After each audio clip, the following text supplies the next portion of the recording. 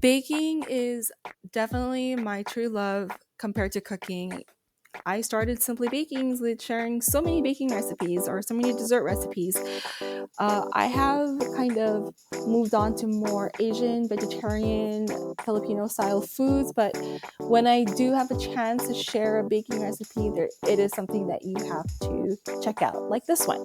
I have not shared any tiramisu recipe on my blog, so I thought to share a simple yet delicious and easy recipe on how to make tiramisu. Now, if you really want to make this from scratch, I do have a recipe for tartlets or a pie recipe that you could use. If not, go ahead and just buy frozen ones like we did here.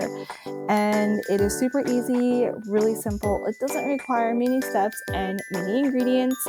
So this is something you do want to try. Let me know if you do. Of course, by commenting in the comment section. Thanks again for stopping by. If there's a recipe you want us to make, let us know in the comments. Bye, guys.